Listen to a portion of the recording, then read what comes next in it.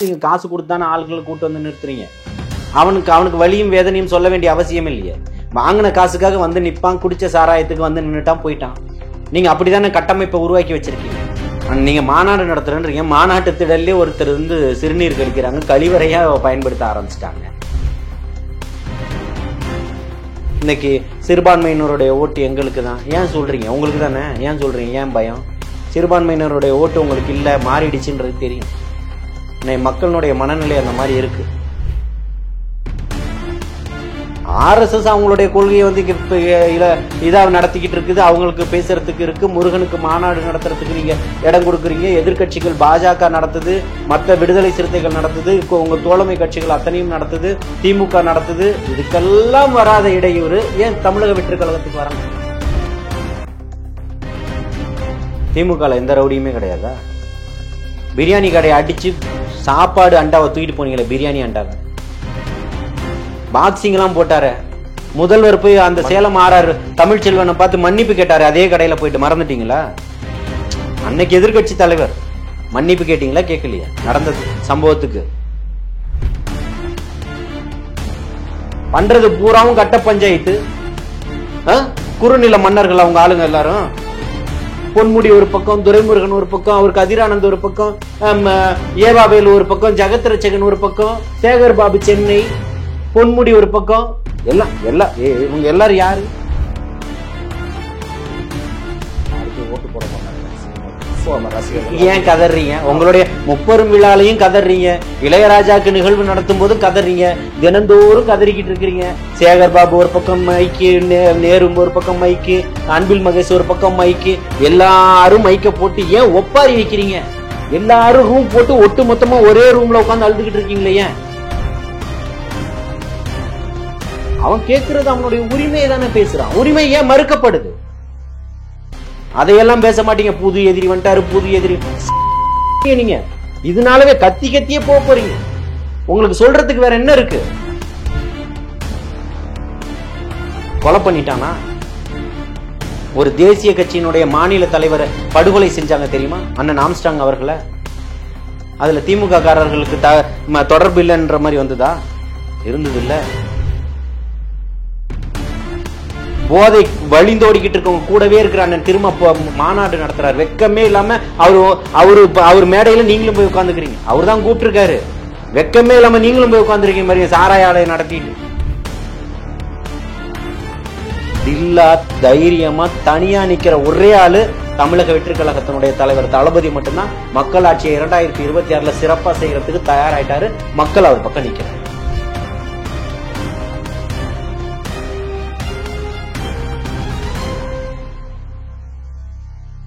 ஜாம்பவான் நேயர்களுக்கு பிரபாகரனின் அன்பு வணக்கம். இன்றைய அரசியல் அரங்கம் நிகழ்ச்சியில் நம்மோடு இணைந்திருக்கக்கூடிய சிறப்பு விருந்தினர் தாவேகாவினுடைய ஆதரவாளர் திரு ஜலீல் அவர்கள். வணக்கம். வாழ்த்துக்கள். பல விஷயங்கள் தமிழக அரசியல் களத்துல விஜய் அவர்கள் சமீபத்தில் ஒரு மாநாடு மாதிரி தான் இருந்தது, மாநாடுன்னு சொல்றேன், அந்த மாதிரியான ஒரு பேரணி, மக்கள் சந்திப்பு பேரணி திருச்சியில நடத்தியிருந்தார். ஒரு பெரிய கூட்டம். 2வது மாநாடும் நடத்தியிருந்தார். ஒரு பெரிய கூட்டம், பெரிதாக பேசப்பட்டது. இன்னைக்கு திமுக முப்பெரும் விழா அப்படின்னு கரூர்ல மிக பிரம்மாண்டமாக செந்தில் பாலாஜியை வைத்து நடத்தி முடித்திருக்கிறார்கள். இப்போ சோசியல் மீடியாவை ஓப்பன் பண்ணோம்னா திமுக தரப்புல போடுறது ஒரு மாநாடுனா இப்படித்தான் இருக்கணும், நாங்கள் எப்படி கட்டுக்கோப்பாக நடத்தி இருக்கிறோம் பாருங்க, எவ்வளவு டிசிப்ளினா இருக்கு பாருங்க அப்படின்னு. மாநாடு முடிச்ச பிறகு இருக்கிற போட்டோ, மாநாடு நடக்கிறப்ப அந்த கிரௌடு, மழை வேற பெஞ்சதுனால கொட்டும் மழையிலையும் என்னுடைய தொண்டர்கள் பாருங்க எப்படி காத்துக்கிட்டு இருக்காங்க, நின்று தலைவரோட பேச்சை கேட்கறாங்க அப்படின்னு ஒரு பக்கம் பேசுறாங்க. ஒரு பக்கம் தாவேகாவை வீழ்த்தி போஸ்ட் எல்லாம் போடுறதை நம்மளால பார்க்க முடியுது. இந்த கருத்தை நீங்க எப்படி அணுக விரும்புறீங்க? ரெண்டத்தையும் பிரிச்சு தான் பார்க்கணும். சரிங்களா? முதல்ல நீங்க 70-75 ஆண்டுகளுடைய கட்டமைப்பு. சரிங்களா?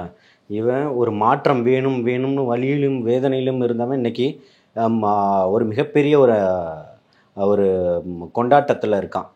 உங்கள் 70 ஆண்டுகளினுடைய வரலாற்றை முறியடிக்கிறதுக்காக ஒரு தலைவர் தளபதி மக்கள் ஆட்சியை கொடுக்கறதுக்காக மக்களுடைய வேதனையை பேசுகிறதுக்காக வந்து நிற்கக்கூடியவனாக இருக்கான். இப்போ இருக்கக்கூடிய தலைமுறை எல்லாத்துக்குமே தெரியும், திமுகவோ அண்ணா திமுகவோ பிஜேபியோ மற்ற கட்சிகளோ விடுதலை சிறுத்தை எல்லா கட்சிகள்லையுமே எல்லா கட்சியினுடைய வாக்குகளையும் உடைக்கிறாருன்றது தான் இன்னைக்கு அரசியல் கருத்தாளர்களுடைய ஒரு பார்வையாக இருக்குது. அதை எல்லாருமே ஒத்துக்கிறாங்க. புரியுதுங்களா? அந்த இடத்துல தான் இன்னைக்கு இந்த புள்ளிகள் நின்றுகிட்டு இருக்கு.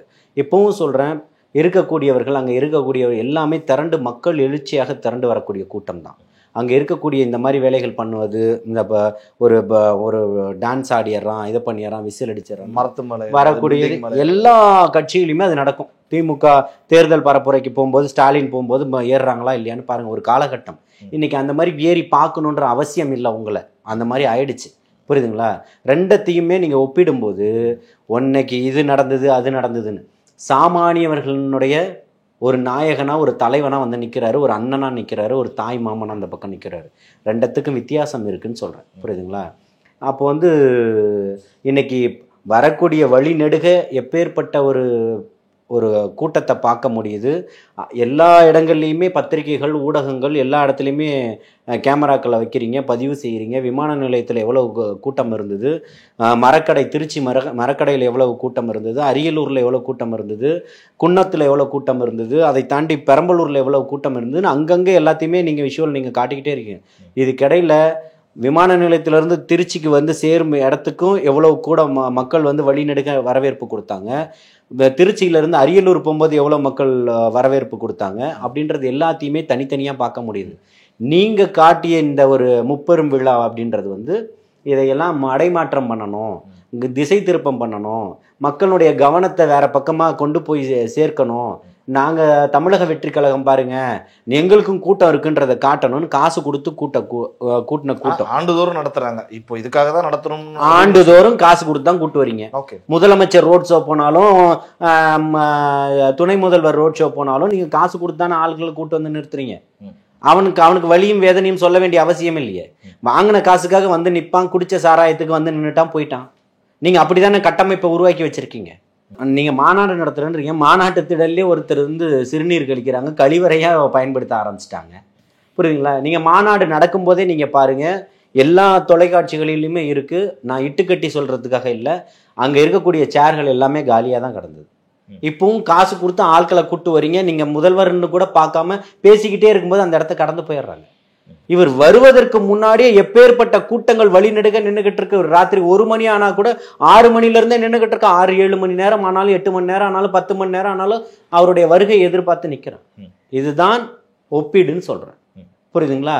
இதுதான் ஒரு தலைவனை தேடக்கூடிய இடம்னு சொல்றேன். அவன் இப்படி பண்ணிட்டான், டான்ஸ் ஆடிட்டான், இதை பண்ணிட்டான், அவன் கொண்டாடிக்கிட்டு இருக்கான். அவனுக்கு நடுவில் போயிட்டு நீங்கள் டான்ஸ் ஆடிட்டான், இதை பண்ணிட்டான், அதை பண்ணிட்டான்னு சொல்கிறது ஏதாவது அசம்பாவிதம் நடந்ததா? இல்லை, நீதிமன்றமே கூட இதுக்கு ஒரு கருத்து தெரிவிச்சிருக்கு. உங்கள் தலைவர் சார்பில் அனுமதி கேட்டு போனப்போ உயர்நீதிமன்ற நீதிபதியே கருத்து தெரிவிச்சிருக்காரு. ஒரு தலைவர் அவரு தான் பொறுப்பு, அந்த கட்சியினுடைய தலைவர் தான் உயரமான கட்டிடங்களில் ஏறுறது, மரங்களில் ஏறுறது, இந்த மாதிரி ஒரு தொண்டர்கள் செய்கிறப்ப அதனுடைய பொறுப்பு அந்த தலைவருக்கு தான் இருக்கு, கட்டுப்படுத்தணும் இல்லையா தொண்டர்கள் அப்படின்னு உயர்நீதிமன்றம் இன்னைக்கு கருத்து தெரிவிச்சு. எல்லா இடத்துலையுமே அதே உயர்நீதிமன்றத்தினுடைய தீர்ப்பை விமர்சிக்கிறதுக்கு எல்லாத்துக்குமே கருத்துக்களை தான் சொல்லிக்கிட்டு இருக்குது. அதே கருத்தை விமர்சனம் பண்ணுறது தப்பு இல்லை. எல்லாரும் வரும்போது கூட்டம் அந்த மாதிரி இன்னைக்கு தமிழக வெற்றி கழகத்தினுடைய தலைவர் தளபதி வரும்போது தான் மாடியிலையும் கட்டடத்துலையும் இதுலேயும் ஏறி நின்றுட்டான்றதுல எல்லா நேரங்கள்லையும் நடக்கக்கூடியது தான். அதை விரும்புறது தமிழக வெற்றி கழகத்தினுடைய வேலை இல்லை. அதை கட்டுப்படுத்தக்கூடிய இடத்துல தான் இன்னைக்கு திருச்சியில் மரக்கடை பகுதியிலுமா இருந்தாலும் சரி, அரியலூர்லையா இருந்தாலும் சரி, அதை வந்து நம்ம முடிஞ்ச அளவுக்கு எந்தெந்த இதெல்லாம் ஆபத்தான இருக்கக்கூடிய இடத்துலையோ மக்களை வந்து எந்த இடத்துலையுமே அனுமதிக்கலை. புரியுதுங்களா? இறங்குறதுக்கு தான் அறிவுறுத்திக்கிட்டு இருந்தோம். வரக்கூடிய காலகட்டத்தில் நிச்சயமாக இன்னும் இது அதிகமாக பிரதிபலிக்கும். வரக்கூடிய காலகட்டத்தில் சரி செய்யப்படும். இதுதான் தொடர்ச்சியாக போகும் அப்படின்றதெல்லாம் இல்லை. நீங்கள் காசை கொடுத்து ஆட்களை கூட்டிகிட்டு வரீங்க, பேரிகார்டுக்குள்ளே நிற்க வைக்கிறீங்க. அந்த கூட்டத்துக்கும் தன்னெழுச்சியாக வரக்கூடிய கூட்டத்துக்கும் வித்தியாசம் இருக்குது. உங்கள் தலைவர் பேசிக்கிட்டு இருக்கிறாரு, மழை பெய்யுது, அதுக்கு முன்னாடியே மக்கள் எல்லாம் கலைஞ்சி போய்கிட்டே இருக்கிறாங்க. எல்லா காணொலிகளும் இருக்குது, எடுத்து பாருங்க. புரியுதுங்களா? அப்படி இருக்கும்போது நீங்கள் வந்து இன்னைக்கு வந்து 70 ஆண்டுகளுடைய கொள்கையை நீங்கள் முப்பெரும் விழாவை நீங்கள் இப்போ நடத்திக்கிட்டு இருக்கும் போதும் கூட உங்களுடைய ஃபீவர் எதில் இருக்குது? உங்களுக்கு சரியான காய்ச்சல் இருக்குது. இந்த காய்ச்சல் எதுக்காக இருக்குது?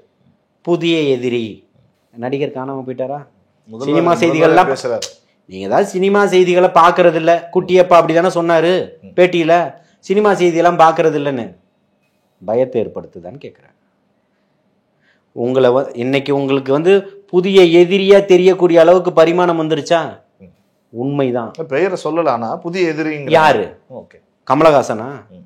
ஒரு ஐக்கியமாயிட்டார். அப்புறம் சீமானா புதிய எதிரி? யாரு புதிய எதிரி? எனக்கு தெரியலையே, உங்களுக்கு தெரியுமா? நிறைய லெட்டர்பேட் கட்சியெல்லாம் கூட உருவாகி இருக்கு. ஓ, அவங்க தான் அவங்களுக்கு எதிரியா? அவங்க அவங்களுக்கு எதிரினா ஒன்றும் பிரச்சனை கிடையாது. ஓகே, புரியுதுங்களா? இல்ல உங்க பேரை சொல்றதுக்கு கூட பயப்படுறாரா அப்படின்னு கேட்குறேன். அதுதான் சொல்றேன். தமிழக வெற்றி கழகத்தினுடைய தலைவர் தளபதி அவர்கள் என்ன சொல்லியிருக்கிறாரு? தாவேகாவும் திமுகவும் தான் எதிரின்னு சொல்றாரு, போட்டின்னு சொல்றாரு. இங்க இருக்கக்கூடிய மாநில அரசு ஏன் அவங்கள பேசல, இவங்களுக்கு பிரச்சனை என்னன்னா, எங்களை ஏன் பேசுறேன்றது இல்லை, அவங்கள ஏன் பேசல, காங்கிரஸ் ஏன் பேசல, காங்கிரஸை விமர்சிக்கவே மாட்டீங்க அப்படின்னு ஒரு இல்லை. அதை தான் நான் என்ன கேட்குறேன்னா, அவங்கள எப்பா நீ பண்ணதுக்கு ஆமாவா இல்லையா அதை சொல்லு. அதை அவங்கள பேசல, இவங்கள பேசல, என்னை ஏன் அடிக்கிற? அவனை ஒரு அடி கூட நீ அடிக்க மாட்டியே. ஒன்று அடித்ததுக்கு காரணம் என்ன? உங்களை பேசுறதுக்கான காரணம் என்ன? அதுக்கு பதில் சொல்லணும்ல. நீங்கள் எதேதோ மடைமாற்றம் பண்ணுறதுக்கான வேலைகளை பார்த்துக்கிட்டு இருக்கீங்க. தமிழக வெற்றி கழகம் அப்படிப்பட்ட கட்சி இல்லை, அதுக்காக ஆரம்பிக்கலை, சாமானியனுக்காக ஆரம்பிக்கப்பட்டது தான். அதை நீங்கள் எப்படியெல்லாம் ஒரு முட்டுக்கட்டை போடணும் உங்களுக்கு எப்படி இப்போது இவ்வளோ அனுமதி கிடச்சிது? எப்படி நீங்கள் ரோட் ஷோ போனீங்க? மதுரையில் போகிறாரு, ஒசூரில் கிருஷ்ணகிரியில் போகிறாரு, இங்கே நடக்குது. இதுக்கெல்லாம் மக்களுக்கு எந்த இடையூறும் இல்லையா? மக்கள் பாதிக்கப்படலையா? நீங்கள் வருவதற்கு முன்னாடி எல்லா சாலைகளும் இன்னைக்கு வரைக்கும் சென்னை நகரத்துக்குள்ளே எல்லா இடத்துலையுமே பிளாக் பண்ணுறீங்களா இல்லையா? அப்படியெல்லாம் இருக்க மாட்டேன்னு கடந்த காலங்களில் சொல்லியிருக்கிறாரு. இப்போ இல்லை, 15 வருஷத்துக்கு முன்னாடி அவர் சொல்லியிருக்கிறார், நாங்கள் சிக்னல்லாம் பிளாக் பண்ண மாட்டோம், மக்களோட மக்களாக பயணிப்போம். எத்தனை முறை பயணிச்சிங்க? ஒரே ஒரு முறை சொல்லுங்கள். குட்டியப்பா எம்எல்ஏவாக இருக்கும்போதே ரோடை பிளாக் பண்ணுறீங்க, அப்புறம் அமைச்சர் அப்பவும் பிளாக் பண்ணுறீங்க. எந்த அமைச்சருக்கு ரோடை பிளாக் பண்ணுறீங்க? அவருக்கு பிளாக் பண்ண வேண்டிய அவசியம் என்ன? அப்போ மக்களெல்லாம் நினச்செல்லாம் நீங்கள் பண்ணுனெல்லாம் தயவு செஞ்சு இன்னொரு முறை சொல்லாதீங்க. புரியுதுங்களா? இன்னைக்கு சிறுபான்மையினருடைய ஓட்டு எங்களுக்கு தான் ஏன் சொல்கிறீங்க? உங்களுக்கு தானே, ஏன் சொல்கிறீங்க? ஏன் பயம்? சிறுபான்மையினருடைய ஓட்டு உங்களுக்கு இல்லை, மாறிடுச்சுன்றது தெரியும். இன்னைக்கு மக்களுடைய மனநிலை அந்த மாதிரி இருக்குது. இருக்கக்கூடிய தலைவர்கள் அவர்களை ஏமாற்றிக்கிட்டு இருக்காங்க. இன்னைக்கு இன்டெலிஜென்ட் ரிப்போர்ட் இது எல்லாமே அவர் கொடுத்துக்கிட்டு தான் இருக்கிறாங்க. புரியுதுங்களா? இவ்வளோ நாள் நம்மளை ஏமாற்றிட்டாங்க பொய்யான தகவலை சொல்லி அப்படின்னு சொல்லிட்டு. திருச்சிக்கு அப்புறம் மிகப்பெரிய ஒரு திருப்பு முனை ஏற்படுத்தியிருக்கு. இந்த நாளை மறுநாள் நடக்க போகுது நாகப்பட்டினத்தில்.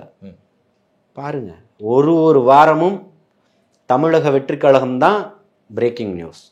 அது முடிஞ்சதுக்கப்புறம் அடுத்த வாரம் முழுக்க அதை நகர்த்தி தான் இந்த ஒட்டுமொத்த அரசியலும் பேசப்படும். ஓகே, அடுத்த கட்ட திட்டம் இப்போ நாகப்பட்டினத்தில் தான் திட்டம் போட்டு. ஆமாம், நாகப்பட்டினம் என்ன சுற்றுப்பயண விவரங்கள் சொல்லுங்க. எப்படி இப்போ ஏற்கனவே இப்போ வெளியிட்டிருக்கிறாங்க, எந்தெந்த பகுதிகள்லையோ அந்த இடத்துல பேசுகிறது 3 இடங்கள்ல இருந்ததை மாற்றி 2 இடமா ஆக்கியிருக்கிறாங்க. ஏன்னா மக்களுடைய நெருக்கடி, நேரம் இல்லாததனுடைய காரணம் எல்லாத்தையுமே மற்றவர்களுக்கு அந்த இடத்துக்கு வரோன்னு சொல்லி தவிர்க்க முடியாத சூழலில் போக முடியாத, ரீச் பண்ண முடியாத ஒரு இடத்துக்கு அப்போ அதை குறைத்து 2 இடங்களில் 2 பாயிண்டாக ஃபிக்ஸ் பண்ணி பண்ணுறேன். நான் எப்பவும் என்ன சொல்கிறேன், தமிழக அரசு அதுக்கு அவர்களுக்கு அவருடைய கருத்துக்கள்ன்றது கருத்து சுதந்திரம்.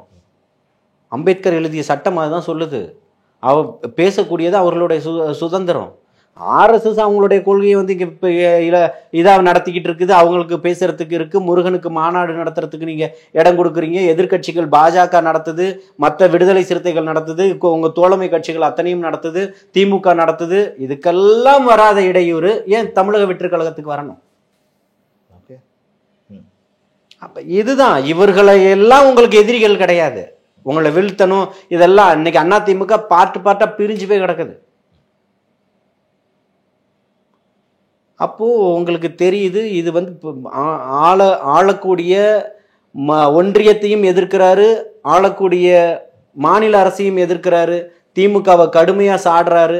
மக்கள் அவருக்கு மிகப்பெரிய ஒரு ஆதரவு நிலையை எடுத்துட்டாங்க அப்படின்றது ரொம்ப தெளிவாக தெரியும் இல்லையா? அப்போ அந்த பயம் உங்களை அதிகப்படுத்துது. யார் மாநாட்டை நடத்தினவர், ஏற்பாடு செஞ்சவர்? செந்தில் பாலாஜி. யார் அவர்? முன்னாள் அமைச்சர். அதோட அவ்வளோதானா? வழக்கு இருக்குது, நிறைய அமைச்சர்கள் மேலே வழக்கு இருக்குது, அதில் அவரும் ஒரு அமைச்சர். இப்போ எதில் இருக்காரு? எந்த அமைச்சரும் கிடையாது, இப்போ பிணையில் இருக்காரு. பெயிலில் இருக்காரு. ஓகே, அதானே இருக்காரு. அவரை வச்சு நீங்கள் கொண்டாடுறீங்க. அந்த வழக்கை தொடுத்ததே நீங்கள் தானே. இந்த வழக்கில் புகழ்ந்து பேசுகிறாரு முதல்வர், புகழ்ந்து வர பேசுகிறாரு. அதே செந்தில் பாலாஜி அன்னைக்கு எப்படி பேசுனீங்க? இந்த எடப்பாடியார் காலையில் எல்லாத்திட்டையும் போட்டு கட்டாரு டேபில். இதே முதல்வர் தான் பார்த்தாரு பாருங்கன்னு சொல்லிட்டு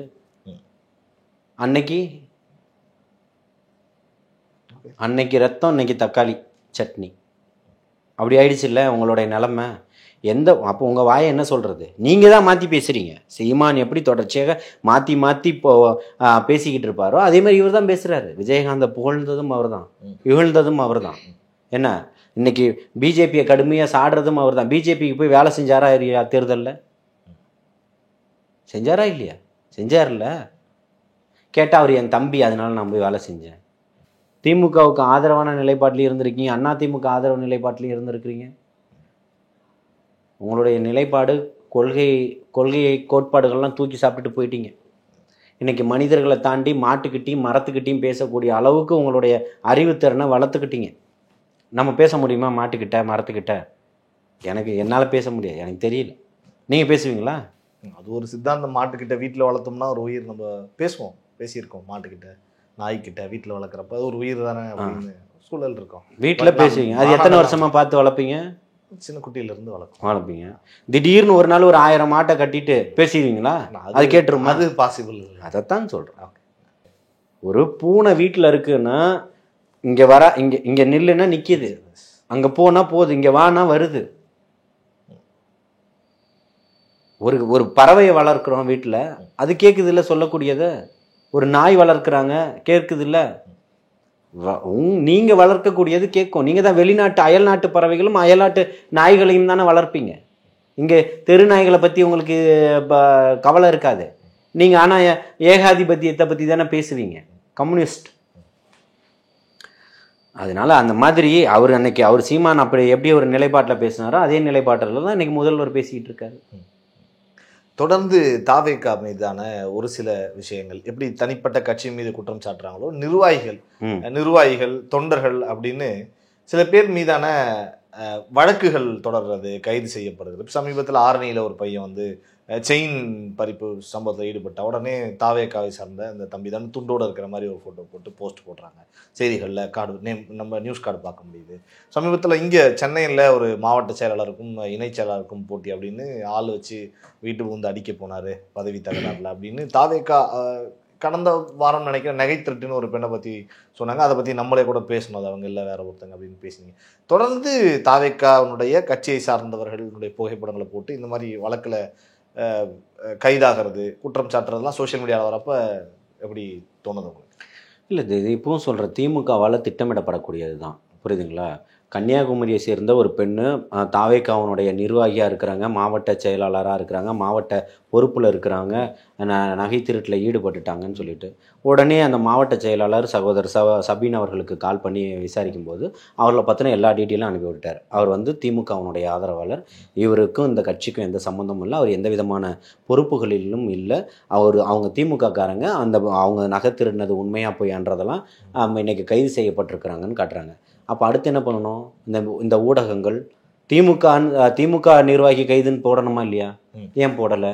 ஓகே, அதை மட்டும் தான் ப்ரொஜெக்ட். இப்போ இங்கே இப்போ நம்ம வேலூர்னு நினைக்கிறேன், வேலூர்லேயோ ஆரணிலேயோ ஒருத்தவங்க வந்து ஒரு பெண் ஊராட்சி மன்ற தலைவர்னு நினைக்கிறேன், பேரணாம்பட்டு குடியாத்தம் நினைக்கிறேன். அப்போ நீங்கள் அதை ஏன் போட மாட்டீங்க? திருட்ட ஒருபோதும் நியாயப்படுத்தலை. தப்பு செஞ்சவன் தண்டனைக்குரிய கடுமையான தண்டனைக்கு கிடைக்கணும், அதில் மாற்று கருத்து இல்லை. தமிழக வெற்றி கழகம் அதை ஒருபோதும் ஆரம்பிக்கல, சாமானியர் யாரும் ஆதரிக்கல, என்னை போன்ற சமூக ஆர்வலர்களும் அதை ஆதரிக்கல. இங்க திருடர்களுக்கெல்லாம், எந்த திருடர்களுக்கோ அயோக்கியர்களுக்கோ இங்க இடமெல்லாம் இல்லை. நீங்க உங்களுடைய ஊராட்சி மன்ற தலைவராக இருந்துகிட்டு விசாரணையில் அந்த மாதிரி சொல்றாங்க 14 ஆண்டுகள் நான் திருடிக்கிட்டு தான் இருக்கிறேன்னு சொல்லிட்டு. அப்ப நீங்க அதை போடணும்ல. தாவேக்கால இருக்கிறான்னா அவன் பொறுப்புலையா இருக்கான், அவன் துண்டை போட்டிருப்பான், போட்டோ எடுத்திருப்பான், போட்டிருப்பான், இருந்தா கைது செய்யப்பட்டிருப்பான். இன்னைக்கு ஒரே ஒரு வழக்கு தான் தமிழ்நாட்டிலேயே பதிவு செய்யப்பட்டது செயின் திருட்டுல. எத்தனை பேர் கைது செய்யப்பட்டீங்க சொல்லுங்க? ஞானசேகரன் எங்க ஆளே இல்லைன்னு கழட்டி விட்டு ஓடுனீங்களே, அவன் வீட்டுக்கு போய் விருந்து வரைக்கும் தின்னுட்டு வந்து பல வழக்குகள்ல பல வழக்குகள்ல 1000 கோடி 2000 கோடி போதைப் பொருள், அது எல்லாருமே உங்களோட தானே தொடர்புல இருந்திருக்காங்க. புகைப்படங்கள்லாம் வெளியாயிருக்கு. அதுக்கெல்லாம் என்ன சொல்ல வரீங்க திமுக? இங்கே பாருங்க, ஒரு நிர்வாகியாக இருக்காங்க, இப்போ ஒரு உறுப்பினராக இருக்காங்க அப்படின்னா, ஒரு பொறுப்பு கொடுக்குறாங்க அப்படின்னா 10 தடவை விசாரிச்சிருப்பாங்க, எல்லாம் பண்ணியிருப்பாங்க. புரியுதுங்களா?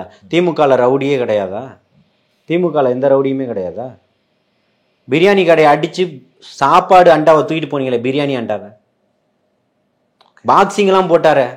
முதல்வர் போய் அந்த சேலம் ஆறாரு தமிழ்ச்செல்வனை பார்த்து மன்னிப்பு கேட்டாரு, அதே கடையில் போயிட்டு. மறந்துட்டீங்களா? அன்னைக்கு எதிர்கட்சி தலைவர் மன்னிப்பு கேட்டீங்களா? கேட்கலையா? நடந்த சம்பவத்துக்கு சேலம் ஆர்ஆர் பிரியாணியோட ஓனரை சந்திச்சு மன்னிப்பு கேட்டீங்கல்ல? அவன் எப்படி பாக்ஸிங் பண்ணான் பார்த்தீங்களா? எதுக்கு? ஒரு சாப்பாட்டு கடை. சாப்பாட்டுக்கு கையேந்துறாங்க, யாசகம் கேட்குறாங்க. இந்த கோயம்பேட்டில் வந்து நின்னா மதியந்தோறும் உணவுகள் கொடுத்துக்கிட்டு இருக்காங்க, இரவுதோறும் உணவுகள் கொடுக்குறாங்க, காலைதோறும் உணவு யாரோ சமூக ஆர்வலர்கள் கொடுக்குறாங்க. பசியில் இருக்கிறாங்களே ஏதோ ஒரு எண்ணத்தில் வந்து கொடுக்குறாங்க. இவங்களுக்கு பசியை ஆத்தணுமேன்றதில்ல. எத்தனையோ பேர் கொடுத்துட்டு இருக்காங்க. இங்கேன்னு இல்லை, எல்லா பகுதிகளிலும் கொடுத்துட்டு இருக்கிறாங்க. ஆனால் கிளாம்பாக்கம் தாண்டி எதுக்கோ ஒரு வேலைக்காக போகிறேன், அந்த பக்கம் நின்று ஒருத்தர் கொடுத்துக்கிட்டு இருக்கிறார், சாப்பாடு கொடுத்துட்டு இருக்காங்க. அந்த மாதிரி எத்தனையோ மனிதநேய உள்ளங்கள், நல்ல உள்ளங்கள் எல்லாம் கொடுத்துக்கிட்டு இருக்கு. அந்த சாப்பாடை போய் அடித்து சண்டை போட்டு ஒரு வியாபாரி அவனை போய் மூக்கிலையும் வாயிலையும் குத்தி ஒரு பிரியாணி அண்டாவை திருடிட்டு போறிய. இதுதான் உன்னுடைய திராவிட கொள்கையா? சமூக நீதியா? இதுதான் திமுகவனுடைய புதிய திராவிட மாடலா? இதுதான் ஸ்டாலின், உங்களுடன் ஸ்டாலின் திட்டமா? மக்கள் எத்தனை பேர் பாதிக்கப்படுறான் அதையெல்லாம் உங்களுக்கு தெரியலையே. இன்னைக்கு அதை யாரும் நியாயப்படுத்தல. அவர் இருந்திருந்தால் அதுக்கான தண்டனையை கொடுங்க. ஞானசேகரன் நீங்க காப்பாத்துன மாதிரி யாரும் இங்க வந்து யாராவது ஒரு கிளை செயலாளர் அவனுக்காக போய் நின்றுப்பான்னு சொல்லுங்க.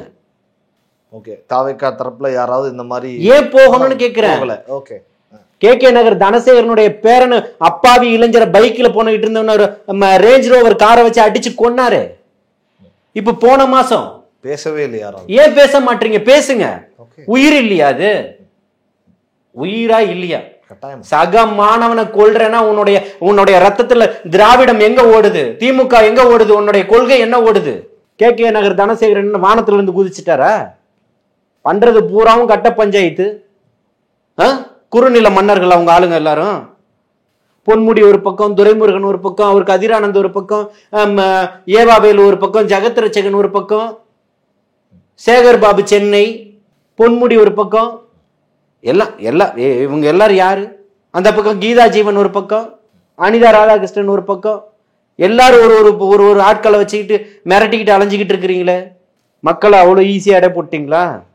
2026 உங்களுக்கு சரியான பாடம் கற்பிக்கிறதுக்கு எல்லாருமே தயாராயிட்டான். இங்க பிரச்சனையே தொண்டர்கள் இல்ல, மக்கள் எழுச்சியா வரான்ல, அதுதான் இவங்களுக்கு பிரச்சனை. கூட்டம் தான். ஆமா, மக்கள் எழுச்சியா இருக்கான்ல, மக்கள் திரண்டு வரான்ல. அதுக்கு இவங்க ஒரு காரணம் சொல்லுவாங்க, சினிமா புகழ் வந்துட்டானா. சினிமா புகழா இல்லையான்னு பெட்டி எண்ணும் போது தெரியும். அடுத்து ஓட்டு போட மாட்டாங்க சினிமா ரசிகர்கள். ஏன் கதறீங்க? உங்களுடைய 30 விழாலையும் கதறீங்க, இளையராஜாக்கு நிகழ்வு நடத்தும் போதும் கதறீங்க, தினந்தோறும் கதறிக்கிட்டு இருக்கிறீங்க. சேகர் பாபு ஒரு பக்கம் மைக்கு, நேரு ஒரு பக்கம் மைக்கு, அன்பில் மகேஷ் ஒரு பக்கம் மைக்கு, எல்லாரும் மைக்க போட்டு ஏன் ஒப்பாரி வைக்கிறீங்க? எல்லாரும் ரூம் போட்டு ஒட்டு மொத்தமா ஒரே ரூம்ல உட்காந்து அழுதுகிட்டு இருக்கீங்களே. ஏன்?